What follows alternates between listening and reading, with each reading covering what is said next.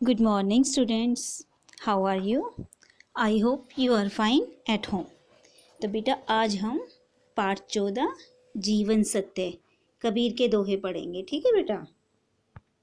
तो इसमें आपको ये तो पता ही है बेटा कि कबीर जी के दोहों से हमें बहुत अधिक शिक्षा मिलती है। ठीक है। उन्होंने हमें जीवन जीने के ढंग सिखाए हैं। अपने दोहों के माध्यम से उन्होंने मनुष्य को बहुत सारी अच्छी बातें बताई हैं कि किन बातों को हम अपने जीवन में ग्रहण करके अपने जीवन को अच्छा बना सकते हैं। तो पहले देखिए नीति क्या होती हैं, जो अच्छे नियमों वाली बातें होती हैं। जैसे तिनका कभू न नींदिए, जो पावन तर तर होए, कभुक उड़ी आँखन परे, पीर घनेरी होए। यहाँ कबीर जी क्या कह रहे हैं बेटा, तिनका यानी कि एक छोटा सा जो घास का तिनका होता है, कभू मीन्स होता है कभी भी, न नींदी यानी कि उसकी निंदा नहीं करनी चाहिए। जो पाए तरह यानी कि हमारे पैर के नीचे जो घास के छोटे छोटे तिनके आते हैं, हमें कभी भी उसे बुरा नहीं कहना चाहिए या उसकी निंदा नहीं करनी चाहिए कि ये तुच्छ है इसलिए हमारे पैरों के नीचे रहता है। तो अर्थात कहने का भाव क्या है कि किसी भी व्यक्ति को हमें छोटा नहीं समझना चाहिए। ठीक है, छोटा समझकर हमें उसकी बुराई नहीं करनी चाहिए, निंदा नहीं करनी चाहिए। जैसे तिनके के बारे में क्या कहा, कभू को उड़ी आखन परे, कभू मतलब कभी भी, उड़ी मीन्स उड़कर, आखन परे मीन्स गिरना या पड़ जाना। ठीक है, जो हमारी भाषा में ये कहते कि पता नहीं वो तिनका कब उड़कर हमारी आँख में गिर जाए। और पीर मीन्स पीड़ा, घनेरी मीन्स बहुत, होए होगी। तो और जब आँख में हमारी कोई छोटा सा तिनका भी गिर जाता है तो हमारी आँख में पता ना आपको कितनी पीड़ा होती है। तो इसीलिए कबीर जी कहते हैं कि हमें किसी भी व्यक्ति को छोटा नहीं समझना चाहिए और उसकी निंदा नहीं करनी चाहिए। ये नहीं पता कि जीवन के किस पल उस व्यक्ति की हमें बहुत अधिक ज़रूरत पड़े। ठीक है, इसलिए सभी के साथ अच्छा व्यवहार करना चाहिए। सेकंड देखिए, कबीरा गर्व न कीजिए, काल गहे कर केस, ना जानो कित मारी है, क्या घर क्या परदेस।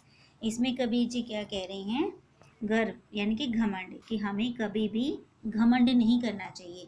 यानी कि जो ईश्वर ने हमें ये जीवन दिया है उस जीवन पर हमें घमंड नहीं करना चाहिए। काल गही कर केस, गहे मीन्स होता है पकड़ कर, केस मीन्स बाल, काल मीन्स मृत्यु, कि पता नहीं मृत्यु कब हमारे बाल पकड़ कर, ना जानो कि तुम्हारी है, इनकी कहाँ मारेगी, क्या घर क्या परदेश, के घर क्या घर और क्या परदेश, परदेश मीन्स बाहर। ठीक है, अब ये कहता है कि हमें नहीं पता कि हमारी मृत्यु किस पल आ जाएगी, घर में हमारी मृत्यु होगी या बाहर होगी, देश में होगी या परदेश में होगी। इसलिए मनुष्य को इस जीवन पर कभी भी घमंड नहीं करना चाहिए और हमेशा अच्छे कर्म करने चाहिए। ठीक है, क्योंकि जिसने जन्म लिया है उसकी मृत्यु निश्चित है। ठीक है बेटा। अब आगे देखिए, रात गवाई सोए कर, दिवस गवाया खाए, हीरा जन्म अमोल था, कूड़ी बदले जाए। अब इसमें कबीर जी क्या कह रहे हैं कि जो हमारा ये जीवन है, ठीक है, वो हमने खाने पीने और सोने में ही व्यर्थ कर दिया। तो ईश्वर ने हमें जो जीवन दिया है ये अनमोल है। अनमोल मीन्स इसका कोई मूल्य नहीं है, और ये कोड़ी मीन्स बेकार में जा रहा। जैसे ना रात गवाई सोए कर, हम सो के रात बिता देते हैं, दिन खाने पीने में गवा देते हैं, लेकिन ईश्वर ने हमें इस पृथ्वी पर अच्छे कर्म करने के लिए भेजा है और हम श्रेष्ठ कर्म ना करके अपने जीवन को खाने पीने ऐसे ही छोटे कामों में व्यर्थ खो रहे हैं। अब उसके पश्चात है हमारा सेकंड प्रेम। इसमें कबीर जी ने प्रेम का महत्व बताया है। आपको पता है ना कि हर व्यक्ति प्रेम चाहता है और प्रेम से ही हम हर व्यक्ति को अपना बना सकते हैं। अब आपने देखा है पशु पक्षी संसार का प्रत्येक प्राणी प्रत्येक जीव प्रेम से ही वश में किया जा सकता है, वो प्रेम ही चाहता है।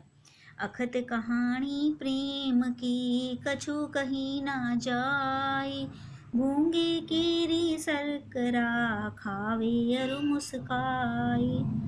अब यहाँ कबीर जी ने प्रेम का व्याख्या कैसे की है कि जो प्रेम की कहानी है वो कछु कही ना जाए, यानी कि उसे हम कह नहीं सकते। कह नहीं सकते का मतलब क्या है कि हम उसे शब्दों में बयान नहीं कर सकते, उसका वर्णन नहीं कर सकते। कि जैसे उन्होंने क्या एग्जाम्पल दिया है, गूंगे केरी सरकरा, जो गूंगा व्यक्ति होता है, सरकरा मीन्स शक्कर, ठीक है, गुड़, खावे और मुस्काए, केरी बता सकता है। जैसे ये कहते हैं कि जो गूंगा व्यक्ति होता है जब वो गुड़ को खाता है तो उसके जो मिठास होती है, ठीक है, वो उसे बता नहीं सकता, केवल वो मुस्कुरा कर ही उसकी मिठास को बता सकता है, यानी कि वो अनुभव कर सकता है। इसी तरह जो प्रेम की कहानी है वो भी ऐसी है जो शब्दों से नहीं बताई जा सकती, केवल महसूस की जा सकती है।